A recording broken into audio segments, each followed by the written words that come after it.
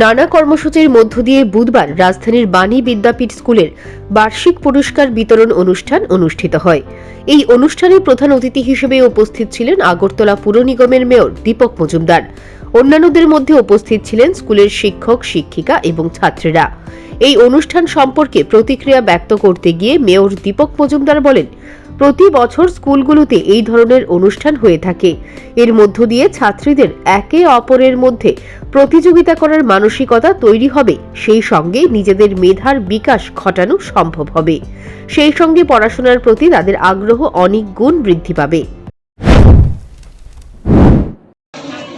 বাণী বিদ্যাপীঠ এইচএস বালিকা বিদ্যালয়ে বার্ষিক পুরস্কার বিতরণ অনুষ্ঠান 2023-22 শিক্ষাবর্ষে যারা শিক্ষা একাডেমিক ক্ষেত্রে বা সাংস্কৃতিক অঙ্গনের ক্ষেত্রে যাদের যোগ্যতা অর্জন করতে পেরেছেন প্রথম দিকে বিদ্যালয়ের বিভিন্ন অনুষ্ঠানে, বিশেষ করে শিক্ষার ক্ষেত্রে যারা প্রথম দিকে ভালো মার্কস করেছে উচ্চ মাধ্যমিক এবং মাধ্যমিক বা বিভিন্ন ক্লাসে, তাদেরকে আজকে পুরস্কৃত করা হচ্ছে। এমনিতে বাণী বিদ্যাপীঠ বালিকা বিদ্যালয় একটা সুনাম আছে, দীর্ঘ ইতিহাস আছে, গুরুত্বপূর্ণ বিদ্যালয়।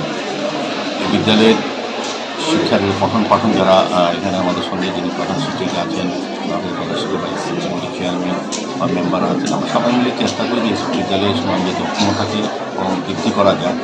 সেক্ষেত্রে কিছু কিছু প্রতিযোগিতা থাকে, তারপরে কিন্তু আমাদের রাজ্য সরকার শিক্ষা দপ্তরের সহযোগিতায়, আমাদের এসএমসি কমিটির সদস্য সহযোগিতা এবং সর্বোপরি যারা শিক্ষক শিক্ষকদের শিক্ষা দান করেন বা পঠন পাঠনে যুক্ত আছে, তারা এইভাবে চেষ্টা করছেন বিদ্যালয়ের যে সুনাম আছে সেই বিদ্যালয়কে আরও সুনাম বৃদ্ধি করা। সেক্ষেত্রে